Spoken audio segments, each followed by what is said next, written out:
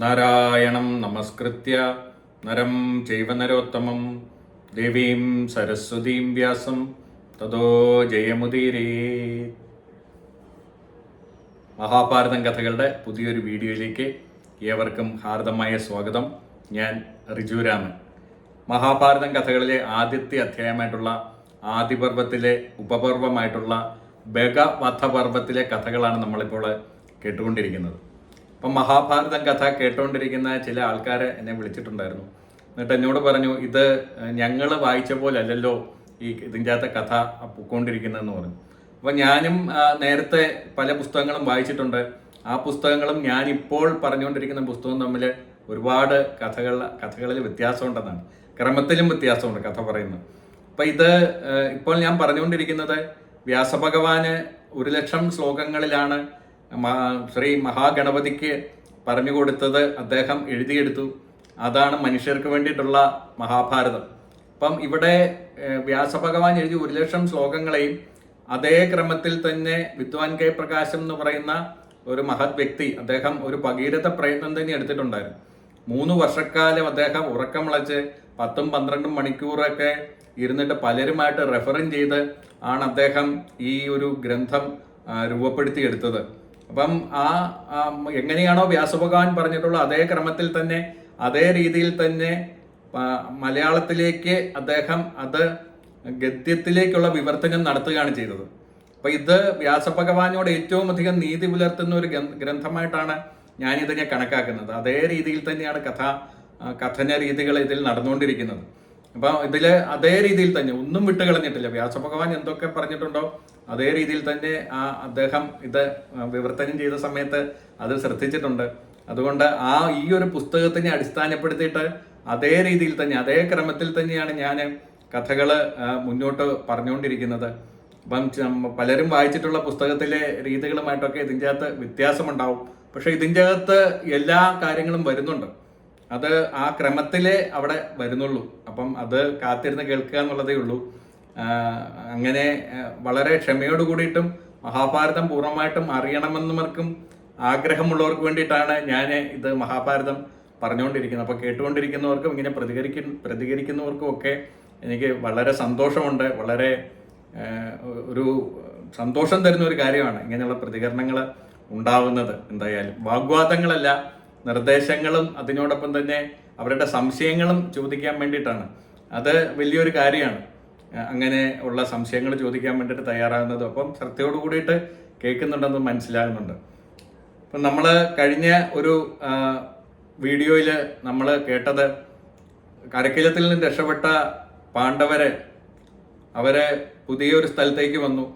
ആ സ്ഥലത്തേക്ക് വന്നു കഴിഞ്ഞിട്ട് അവിടെ വ്യാസഭഗവാന്റെ നിർദ്ദേശപ്രകാരം അവിടെ തന്നെ ഏകചക്ര എന്ന് പറയുന്ന സ്ഥലത്തിൽ താമസിക്കാൻ വേണ്ടിയിട്ട് തുടങ്ങി. അവിടെ ഭിക്ഷയെടുത്തിട്ടാണ് അവർ താമസിക്കുന്നത്. അപ്പോൾ ഭിക്ഷയെടുത്ത് താമസിക്കുന്ന സമയത്തും അവർ വളരെ സന്തോഷത്തോടും സമാധാനത്തോടും കൂടിയിട്ടാണ് ജീവിച്ചിരുന്നതെന്നാണ് വ്യാസഭഗവാൻ പറയുന്നത്. അങ്ങനെ അവർ ജീവിച്ചുകൊണ്ടിരിക്കുന്ന സമയത്ത് ഒരു ദിവസം ഭീമസേനൻ കുന്തിയോടൊപ്പം ഭിക്ഷാടനത്തിന് പോകാതെ വീട്ടിൽ തന്നെ ഇരുന്നു. ആ സമയത്ത് ഇവരുടെ വീടിന്റെ ഉടമസ്ഥനായിട്ടുള്ള ബ്രാഹ്മണന്റെ അന്തഃപുരത്തിൽ നിന്നും അതിഭയങ്കരമായിട്ടുള്ള വിലാപം, കുടുംബസമേതമുള്ള വിലാപം കേട്ടു. അത് കേട്ടപ്പോൾ തന്നെ കുന്തി മകനോട് പറഞ്ഞത്, ഇവർക്കൊരു ആപത്തുണ്ടെങ്കിൽ അവരെ സംരക്ഷിക്കേണ്ടത് നമ്മുടെ കടമയാണ്. ഭീമ, നീ അത് ചെയ്തു കൊടുക്കണം എന്ന് പറഞ്ഞു. അപ്പൊ ഭീമൻ ഇത് വളരെ സന്തോഷത്തോടു കൂടിയിട്ട് എന്ത് ആപത്താണെങ്കിലും ഞാൻ അത് ചെയ്ത് പരിഹരിക്കാം എന്നുള്ള വാക്ക് കൊടുക്കുകയും ചെയ്തു. അങ്ങനെ കുന്തി അന്തഃപുരത്തിലേക്ക് ചെന്ന് ഇവർ പറയുന്ന കാര്യങ്ങളൊക്കെ കേട്ടു. പക്ഷെ കുന്തിക്ക് പൂർണ്ണമായിട്ടും കാര്യം എന്താണെന്ന് മനസ്സിലായില്ല. കുന്തി എങ്ങനെ അവരുടെ ഇടയിലേക്ക് കയറി ചെന്നിട്ട് എന്താണ് കാര്യമെന്ന് ചോദിച്ചു കഴിഞ്ഞപ്പോൾ ബ്രാഹ്മണൻ പറഞ്ഞു, അവരുടെ ദുഷ്ടനായിട്ടുള്ള അല്ലെങ്കിൽ വളരെ ദുർബലനും വിഡ്ഢിയുമായിട്ടുള്ള രാജാവ് ബഗൻ എന്ന് പറയുന്ന ഒരു രാക്ഷസിന് വേണ്ടിയിട്ട് രാജ്യം വിട്ടുകൊടുത്തിരിക്കുകയാണ്. അവന്റെ കപ്പത്തിന് കൊടുത്തിരിക്കുകയാണ്. അപ്പം അവൻ ഇവിടെ വന്ന ആൾക്കാരെ തിന്നുകൊണ്ടിരിക്കുകയായിരുന്നു. അതിന് പകരമായിട്ട് ഇവിടുന്ന് ഇപ്പം എല്ലാവരെയും പിടിച്ച് തിന്നാതിരിക്കാൻ വേണ്ടിയിട്ട് ഓരോ ദിവസത്തു നിന്നും ഓരോ കുടുംബത്തിൽ നിന്നും ഓരോ ആൾക്കാര് അവന്റെ ഭക്ഷണമായിട്ട് പോകണം. അവൻ അവർ പോകുക മാത്രമല്ല, അതിന് പകരം അതിനോടൊപ്പം ഒരു വണ്ടി നിറയെ ചോറും പോത്തുവണ്ടി നിറയെ ചോറും 2 പോത്തുകളെയും കൊണ്ടുപോകണം. ഇതിനെല്ലാം അവൻ കഴിക്കും. അപ്പം നാളെ ഞങ്ങളുടെ കുടുംബത്തിൽ നിന്നാണ് പോകേണ്ടത്, ഞങ്ങളുടെ ഊഴമാണ്, ഞങ്ങൾക്ക് ആർക്കും ഒരാളെ പിരിയുന്നത് താങ്ങാൻ വയ്യ, അതുകൊണ്ട് ഞങ്ങൾ എല്ലാവരും കൂടെ മരിക്കാൻ വേണ്ടിയിട്ട് തീരുമാനിക്കുകയാണെന്നൊക്കെ കുന്തിയോട് പറഞ്ഞു. അപ്പോൾ കുന്തി പറഞ്ഞു, എനിക്ക് 4-5 മക്കളുണ്ട്, അതിലൊരാളെ വിടാമെന്ന് പറഞ്ഞപ്പോൾ അവർ സമ്മതിച്ചില്ല. നിങ്ങൾ ഞങ്ങളുടെ അതിഥികളാണ്, നിങ്ങളെ ബ്രാഹ്മണരുമാണ്, ബ്രാഹ്മണ ഹത്യ ഒരിക്കലും ഞങ്ങൾ സമ്മതിക്കില്ല എന്ന് പറഞ്ഞു. അപ്പോൾ ഇത് കേട്ട് കഴിഞ്ഞപ്പോൾ കുന്തി പറഞ്ഞു, എനിക്ക് ഒരു മകനുണ്ട്, ആ മകനെ രാക്ഷസന്മാരെ കൊല്ലാൻ വേണ്ടി ഒരു ശക്തിയുള്ള ആളാണ്. ശക്തി എന്ന് പറഞ്ഞാൽ അവനൊരു മന്ത്രശക്തി ഉണ്ട്. ആ മന്ത്രം ഉപയോഗിച്ചിട്ട് പല രാക്ഷസന്മാരെ അവൻ കൊല്ലുന്നത് ഞാൻ കണ്ടിട്ടുണ്ട്. അപ്പം നിങ്ങൾക്ക് വേണ്ടിയിട്ട് ഞാൻ അവനെ വിടാം, പക്ഷേ അവൻ്റെ മന്ത്രത്തിൻ്റെ കാര്യം നിങ്ങൾ ആരോടും പറയരുത്. പറഞ്ഞു കഴിഞ്ഞാൽ പിന്നെ അവന് മന്ത്രത്തിന് വേണ്ടിയിട്ട് ഒരുപാട് ആൾക്കാർ പുറകെ വരും. അതുകൊണ്ട് നിങ്ങൾ ഈ കാര്യം രഹസ്യമായിട്ട് വെക്കണം എന്ന് അവരോട് ആവശ്യപ്പെട്ടു. അതിനുശേഷം ഭീമൻ്റെ അടുത്ത് വന്ന് ബഗൻ്റെ കാര്യങ്ങളൊക്കെ പറയും. ബഗൻ്റെ കാര്യങ്ങളെല്ലാം പറഞ്ഞു കഴിഞ്ഞപ്പോൾ ഭീമൻ പോകാൻ വേണ്ടി തയ്യാറാവും. വൈകുന്നേരം യുധിഷ്ഠിരൻ വന്നു കഴിയുമ്പോൾ ഭീമന്റെ പരാക്രമമൊക്കെ കണ്ടപ്പോൾ ഭീമൻ എന്തിനു വേണ്ടിയിട്ട് തയ്യാറെടുത്ത് നിൽക്കുന്നു എന്ന് യുധിഷ്ഠിരന് മനസ്സിലായി. യുധിഷ്ഠിരൻ ഞാൻ കുന്തിയോട് ചോദിച്ചു, ഭീമൻ എന്തിനുള്ള തയ്യാറെടുപ്പാണെന്ന് ചോദിച്ചു. അപ്പോൾ പറഞ്ഞിങ്ങനെ ബഗനെ നാളെ കൊല്ലാൻ വേണ്ടിയിട്ടുള്ള ഉത്സാഹത്തിലാണ് അവൻ എന്ന് പറഞ്ഞു. അപ്പോൾ യുധിഷ്ഠിരന് ആദ്യം ദേഷ്യം വന്നിട്ട് കുന്തിയോട് പറഞ്ഞു, അമ്മ എന്ത് പണിയാണ് ഈ കാണിച്ചത്? നമ്മുടെ ഭീമനാണ് നമ്മുടെ ശക്തി, അവൻ പോയി കഴിഞ്ഞപ്പോൾ നമ്മളെ സംരക്ഷിക്കാൻ ആരുണ്ട് എന്ന് പറഞ്ഞു. അപ്പം കുന്തി പറഞ്ഞു, എനിക്ക് ഒരു സംശയമില്ല, അവൻ ആ രാക്ഷസനെ കൊന്നിട്ട് വരും. അവൻ ഹിഡുമ്പിനെ കൊല്ലുന്നത് നമ്മൾ കണ്ടതല്ലേ. അതോടൊപ്പം തന്നെ വാരണാവതത്തിൽ നിന്നും എത്ര വളരെ ലഘുവായിട്ടാണ് നമ്മളെ എടുത്തുകൊണ്ട് അവൻ ഈ ദൂരം മുഴുവൻ ഓടിയത്. അതോടൊപ്പം തന്നെ അവന് 10,000 ആനകളുടെ ശക്തിയുണ്ട്. അവനെ തോൽപ്പിക്കാൻ വേണ്ടിയിട്ട് ഈ ലോകത്തുള്ള ഒരു രാക്ഷസനും സാധ്യമല്ല. അവൻ കൊച്ചുകുട്ടിയായിരുന്നപ്പോൾ തന്നെ ഒരു പാറപ്പുറത്ത് വീണപ്പോൾ ആ പാറ ചിതറത്തെറിക്കുന്നത് ഞാൻ കണ്ടതാണ്. അതുകൊണ്ട് അവന് ഉറപ്പായിട്ടും ആ രാക്ഷസനെ കൊല്ലും. തന്നെയല്ല, നമുക്ക് ഉപകാരം ചെയ്യുന്നവർക്ക് തിരിച്ച് ഉപകാരം ചെയ്യാൻ കിട്ടിയ ഒരു അവസരമാണ്. പുരുഷന്മാരായിട്ടുള്ളവർക്ക് അത് പുണ്യമാണ്, അതുകൊണ്ട് അത് ചെയ്യണം. തന്നെയല്ല, ഈ നാട്ടുകാരെ, ഏകചക്രയിലുള്ള ആളുകളെ ഈ രാക്ഷസന്റെ പിടിയിൽ നിന്ന് രക്ഷിക്കുക എന്ന് പറയുന്ന ഒരു ധർമ്മമാണ്. അതുകൊണ്ട് യുധിഷ്ഠിര, നീ പേടിക്കണ്ടെന്ന് പറയുമ്പോൾ യുധിഷ്ഠിരന് സമാധാനമായി. യുധിഷ്ഠിരനും അതിനെ ഭീമനെ അനുഗ്രഹിക്കും. അതിനുശേഷം കുന്തിയോട് പറയും, ഈ ബ്രാഹ്മണനോട് ചെന്ന് പറയണം, നമ്മളിൽ ഒരാളാണ് ചെയ്തതെന്നുള്ള കാര്യം ഒരു കാരണവശാലും നാട്ടുകാർ അറിയരുതെന്ന് പറയും. അങ്ങനെ ഭീമൻ ബ്രാഹ്മണന് പകരം, ബ്രാഹ്മണന്റെ കുടുംബത്തിൽ ഒരാൾക്ക് പകരം ഈ ഒരു വണ്ടി നിറയെ ചോറുമായിട്ട് പോത്തുകളെ കെട്ടിയ വണ്ടിയിൽ ഈ കാട്ടിൻ്റെ അടുത്തേക്ക് ചെന്ന് കഴിഞ്ഞപ്പം ഭീമൻ അവിടെ ചെന്ന് കഴിഞ്ഞപ്പം ഭീമൻ ചെയ്തത് ആ ചോറ് കഴിച്ചുകൊണ്ടിരുന്നു. അപ്പം ബഗൻ പതിവ് പോലെ തൻ്റെ ഭക്ഷണത്തിന് വേണ്ടി ചെന്നുകൊണ്ടിരുന്നപ്പം ഒട്ടും പ്രതീക്ഷിക്കാത്ത ഒരു കാഴ്ചയാണ് കണ്ടത്. താൻ കഴിക്കേണ്ട ആഹാരം ഒരുത്താൻ ഇരുന്ന് കഴിക്കുന്നു, ഒരു ഭീമാകാരനായിട്ടുള്ള മനുഷ്യൻ ഇരുന്നിട്ട്. ഇത് കണ്ടു കഴിഞ്ഞപ്പോൾ ബഗന് ദേഷ്യം സഹിച്ചില്ല. ബഗൻ അവിടെ കിടന്ന് അലറി, എടാ എന്തൊരു ദുഷ്ടനാണ് നീ, എന്തൊരു പൊട്ടനാണ് നീ, നിന്നെ ഞാൻ കാലന് കൊടുക്കാൻ പോകണമെന്നും പറഞ്ഞുകൊണ്ട് അലറിക്കൊണ്ട് വന്നു എന്നാണ്. അലറിക്കൊണ്ട് 2 കൈയും ഉയർത്തിക്കൊണ്ട് വന്നു. ഈ ഭീഷണിയൊക്കെ കേട്ടിട്ട് ഭീമൻ അങ്ങോട്ട് ഒന്ന് തിരിഞ്ഞു പോലും നോക്കാതെ ഇരുന്ന് ഭക്ഷണം വീണ്ടും കഴിക്കാൻ തുടങ്ങി. ഇത് കണ്ടപ്പം ഭീമന് ഈ ബഗന് ദേഷ്യം സഹിക്കാൻ വയ്യാതെ ഇവനെ അടിച്ചു കൊല്ലാൻ വേണ്ടി 2 കൈ ഉയർത്തിക്കൊണ്ട് വന്നിട്ട് ഓടി വന്നിട്ട് ഭീമന്റെ പുറത്തിനിട്ട് ആഞ്ഞ് ഒരു അടി കൊടുത്തെന്നാണ് 2 കൈ കൊണ്ട്. ഭീമന് അതൊന്നും മൈൻഡ് പോലും ചെയ്യാതെ വീണ്ടും ചോറ് കഴിച്ചുകൊണ്ടിരുന്നു. അടി കണ്ടിട്ട് പുഞ്ചിരി പോലും മുഖത്തൊന്നും മാനില്ലെന്നാണ് ഭീമന്റെ. ഇത് കണ്ടു കഴിഞ്ഞപ്പം ബഗന് സഹിച്ചില്ല. ബഗൻ ഓടിപ്പോയി വലിയൊരു വൃക്ഷം വലിച്ചു പറിച്ചു. ഈ സമയം കൊണ്ട് ഭീമൻ ആ കൈയൊക്കെ കഴുകി മുഖവും കഴുകിയിട്ട് ബഗനെ നേരിടാൻ വേണ്ടിയിട്ട് പുഞ്ചിരിയോട് കൂടിയിട്ട് തയ്യാറായിട്ട് നിന്നതാണ്. അപ്പം ഭീമന്റെ നേരെ ശക്തിയായിട്ട് ഈ പറിച്ച വൃക്ഷം ബഗൻ വലിച്ചെറിഞ്ഞു. അത് ഇടത് കൈ കൊണ്ട് വളരെ നിസാരമായിട്ട് ഭീമൻ പിടിച്ചിട്ട് തിരിച്ച് അവന് നേരെ എറിഞ്ഞു എന്നാണ്. അങ്ങനെ പരസ്പരം അവിടെയുള്ള വൻ വൃക്ഷങ്ങൾ വലിച്ചെറിഞ്ഞാണ് അവർ ആദ്യം യുദ്ധം തുടങ്ങിയത്. അങ്ങനെ അവിടെ വലിയൊരു വെളിമ്പ്രദേശമായിട്ട് മാറി. ആ സമയത്ത് ബഗൻ ഓടി വന്നിട്ട് ഭീമനെ ഞെരിച്ചു കൊല്ലാൻ വേണ്ടിയിട്ട് വന്നിട്ട് കെട്ടിപ്പിടിച്ച സമയത്ത് ഇവനെയും വലിച്ചഴിച്ചുകൊണ്ട് ഭീമൻ പോയി. അങ്ങനെ മുഷ്ടിയുദ്ധമായി. അവരുടെ യുദ്ധം കണ്ട് ആ ഭൂമിയെല്ലാം വിറച്ചു, വൃക്ഷങ്ങളൊക്കെ കടപുഴകി വീഴാൻ വേണ്ടിയിട്ട് തുടങ്ങിയതാണ്. അങ്ങനെ ഇവൻ ക്ഷീണിച്ചു കഴിഞ്ഞപ്പോൾ അവന്റെ കാലിൽ തട്ടി അവനെ കമിഴ്ത്തി വീഴ്ത്തി ഭീമൻ. എന്നിട്ട് നട്ടലിലെ വലത്തെ കാലിന്റെ മുട്ടുകൊണ്ട് അമർത്തി പിടിച്ചുകൊണ്ട് ഇടത്തെ കൈകൊണ്ട് അവന്റെ താടിയിൽ പിടിച്ചിട്ട് വലത്തെ കൈകൊണ്ട് അവൻ ഉടുത്തിരിക്കുന്ന വസ്ത്രത്തിൽ പിടിച്ചിട്ട് മുകളിലേക്ക് ഉയർത്തി അവന്റെ നട്ടലൊടിച്ചിട്ട് ആ രാക്ഷസനെ വധിച്ചു എന്നാണ്. അപ്പൊ അവന്റെ അലർച്ച കേട്ടോണ്ട് അവൻ ചത്തു വീഴുന്ന സമയത്ത് ഭീകരമായിട്ടുള്ള ഒരു ശബ്ദമുണ്ടാക്കി. ആ അലർച്ച കേട്ടോണ്ട് ആ കാട്ടിലുണ്ടായിരുന്ന ഇവന്റെ അനുചരന്മാരായിട്ടുള്ള എല്ലാ രാക്ഷസന്മാരും ഓടി വന്നപ്പോൾ ഭീമൻ കൊന്നുകൊണ്ട് അവിടെ നിൽക്കുന്ന കാഴ്ചയാണ് കണ്ടത്.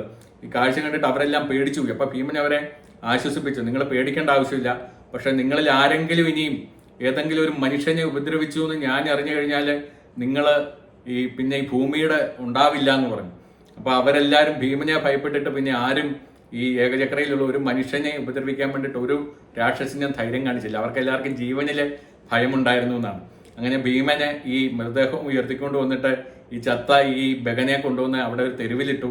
അതിനുശേഷം ആരും അറിയാതെ തിരിച്ച് ബ്രാഹ്മണഗ്രഹത്തിലേക്ക് വന്നിട്ട് യുധിഷ്ഠിരനോട് വിശദമായിട്ട് കാര്യങ്ങളെല്ലാം സംസാരിച്ചു. പിറ്റേ ദിവസം ഏകചക്രയിലുള്ള ആൾക്കാർ വന്നപ്പോൾ ഈ ഭീകരനായിട്ടുള്ള ഈ രാക്ഷസൻ അവിടെ മരിച്ചു കിടക്കുന്നതാണ് കണ്ടത്.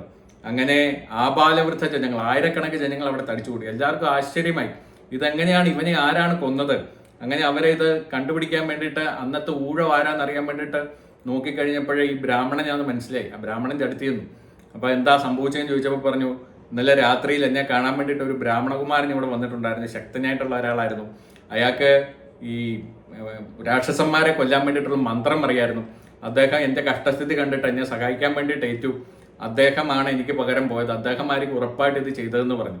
അങ്ങനെ പാണ്ഡവരുടെ ഒരു വ്യക്തിത്വം അവിടെ വെളിപ്പെട്ടില്ല. അവരെ അങ്ങനെ ആരും അറിയാതെ, അവരോട് ആർക്കും ഒരു സംശയവും തോന്നിയില്ല എന്നാണ്. എന്തായാലും ഏകചക്രയിലുള്ള ആൾക്കാർക്ക് അന്നത്തെ ഭയങ്കരമായിട്ടുള്ള ആഘോഷമായിരുന്നു. അവരെല്ലാവരും ഭയങ്കരമായിട്ട് ആഘോഷപൂർവ്വം നൃത്തം ചെയ്തു, എല്ലാവർക്കും സദ്യയൊക്കെ കൊടുത്തു. വലിയൊരു ആഘോഷം ഏകചക്രയിൽ നടന്നു എന്നാണ്. അപ്പോൾ ഈ കഥകളെല്ലാം കേട്ടുകൊണ്ടിരുന്ന ജനമേജയൻ വീണ്ടും വൈശമ്പായനോട് ചോദിക്കാൻ തുടങ്ങി, ഇതിന് ഈ ബഗനെ വധിച്ചതിന് ശേഷം പിന്നെ എന്താണ് സംഭവിച്ചത് ചോദിക്കാൻ തുടങ്ങി. അപ്പോൾ അതിനുശേഷം അടുത്ത ഒരു പർവ്വത്തിലേക്ക് നമ്മൾ കിടക്കുകയാണ്. ചിത്രരഥ പർവ്വം എന്ന് പറയുന്ന ഒരു പർവ്വമാണ്. അപ്പം ജനമേജയൻ ഇത് കേട്ടിട്ട് പറഞ്ഞു, അങ്ങയോട് ഞാൻ എല്ലാം വിശദമായിട്ട് പറയാം എന്ന് പറഞ്ഞു. എന്നിട്ട് പറഞ്ഞു, ആ സമയത്ത് ബ്രാഹ്മണർ അവിടെ താമസിച്ചുകൊണ്ടിരുന്ന സമയത്ത് ആ ബ്രാഹ്മണരുടെ വീട്ടിലേക്ക് ഒരു സഞ്ചാരിയായിട്ടുള്ള ഒരു ബ്രാഹ്മണൻ വന്നു. ബ്രാഹ്മണൻ വന്നിട്ട് ആ ബ്രാഹ്മണനെ, ഉടമസ്ഥനായിട്ടുള്ള ബ്രാഹ്മണൻ ക്ഷണിച്ച് അദ്ദേഹത്തിനെ സ്വീകരിച്ച് ഇരുത്തി ആ ഭക്ഷണമൊക്കെ കൊടുത്തിട്ട് അന്ന് അവിടെ കിടക്കാൻ വേണ്ടിയിട്ടുള്ള സൗകര്യവും ചെയ്തു കൊടുത്തു. ഇന്ന് രാത്രിയിൽ കുന്തിയും മക്കളും കൂടി, ഇയാൾ നല്ലതുപോലെ സഞ്ചരിക്കുന്ന ആളായിരുന്നു, അയാൾ ഒരുപാട് കഥകളും പറയാൻ വേണ്ടിയിട്ടുണ്ടായിരുന്നു. ഈ കഥകളൊക്കെ കേൾക്കാൻ വേണ്ടിയിട്ട് കുന്തിയും മക്കളും കൂടി ഈ ബ്രാഹ്മണനെ അടുത്തിരുന്നു. അപ്പോൾ ഒരുപാട് കഥകളൊക്കെ പറഞ്ഞിട്ട് പറഞ്ഞു, ഞാൻ പാഞ്ചാലരാജ്യത്തും പോയിരുന്നു, അവിടെ വെച്ച് അത്ഭുതകരമായിട്ടുള്ള കുറേ കാഴ്ചകൾ ഞാൻ കണ്ടു. അതോടൊപ്പം തന്നെ അവിടെ ഇനി കൃഷ്ണ സ്വയംവരം നടക്കാൻ വേണ്ടിയിട്ട് പോവാണ് എന്നും പറഞ്ഞു. അതിനുശേഷം പാണ്ഡവർ ചോദിച്ചു, എങ്ങനെയാണ് ഈ കഥകൾ പറഞ്ഞു കേട്ടപ്പം അദ്ദേഹം ചോദിച്ചു, എങ്ങനെയാണ് ഈ ദ്രുപദന് മക്കളുണ്ടാവുന്നത്? യജ്ഞശാലയിൽ നിന്നും അല്ലെങ്കിൽ യജ്ഞ അഗ്നിയിൽ നിന്നും എങ്ങനെയാണ് മക്കളുണ്ടാകുന്നത്? പിന്നെ ദ്രോണരും ഈ ദ്രുപദനും തമ്മിൽ എങ്ങനെയാണ് ശത്രുതയിലായത്? ആ കാര്യങ്ങളൊക്കെ അങ്ങ് വിശദമായിട്ട് പറയണം എന്ന് പറഞ്ഞു. അപ്പോൾ പറഞ്ഞു, ഞാൻ ദ്രോണന്റെ ജനനം മുതൽ പറയാമെന്ന് പറഞ്ഞു. അങ്ങനെ ഈ കഥ ദ്രോണന്റെ ജനനത്തെ കുറിച്ചിട്ട് വളരെ വിശദമായിട്ട് നേരത്തെ നമ്മൾ പറഞ്ഞതാണ്. ദ്രോണന്റെ ജനനം എന്നും പറഞ്ഞുകൊണ്ട് ഒരു വീഡിയോയിൽ തന്നെ വളരെ വിശദമായിട്ടുണ്ട്. അതിവിടെ ഒന്നുകൂടെ പറയാണ്. അപ്പം ഭരദ്വാജ മഹർഷി അദ്ദേഹത്തിന് വളരെ സപ്തർഷിമാരിൽ ഒരാളായിരുന്നു. അദ്ദേഹം വളരെ തപശക്തിയുള്ള ആളായിരുന്നു. പക്ഷെ അദ്ദേഹത്തിന് ഘൃതാജി എന്ന് പറയുന്ന അതിസുന്ദരിയായിട്ടുള്ള ഒരു അപ്സരകന്യകയെ ഗംഗാതീരത്ത് വെച്ച് കണ്ട സമയത്ത് അദ്ദേഹത്തിന് അതിഭയങ്കരമായിട്ടുള്ള കാമവികാരമുണ്ടായി. അങ്ങനെ അദ്ദേഹത്തിന്റെ മനസ്സുകൊണ്ട് അദ്ദേഹം നിയന്ത്രിച്ചെങ്കിലും ശരീരത്തിൽ നിന്നും അദ്ദേഹത്തിന് രേതസ് പുറത്തേക്ക് വന്നു. അത് ഒരു കുടത്തിലാക്കി സ്വീകരിച്ചു അങ്ങനെ ദ്രോണത്തിൽ നിന്നുണ്ടായതാണ് ദ്രോണൻ. ദ്രോണനെ എല്ലാ വിദ്യകളും ഭരദ്വാജം പഠിപ്പിച്ചു. അതോടൊപ്പം തന്നെ അഗ്നിസേനൻ എന്ന് പറയുന്ന ഒരു ഗുരുവിൻ്റെ അടുത്ത് നിന്നും എല്ലാ അസ്ത്രവിദ്യകളും അദ്ദേഹം പഠിപ്പിച്ചു എന്നാണ്. ആ സമയത്ത് ദ്രുപദരാജാവിൻ്റെ മകനും കൂടെ അവിടെ എത്തിയിട്ടുണ്ടായിരുന്നു, ദ്രുപദൻ. ഇവർ തമ്മിൽ ഭയങ്കരമായിട്ടുള്ള കൂട്ടായിരുന്നു അവിടെ പഠിച്ചുകൊണ്ടിരുന്ന സമയത്ത്. ആ സമയത്ത് ദ്രുപദൻ ഒരു വാക്കും കൊടുത്തായിരുന്നു, ദ്രോണൻ നിനക്കൊരു കഷ്ടകാലം ഉണ്ടാകുമ്പോഴേ ഞാൻ സഹായിക്കുക, എനിക്കുള്ളതൊക്കെ നിനക്കുള്ളതാണെന്നും പറഞ്ഞുകൊണ്ട്. അങ്ങനെ പഠിത്തം കഴിഞ്ഞിട്ട് ദ്രുപദൻ തിരിച്ചുപോയി രാജാവായി.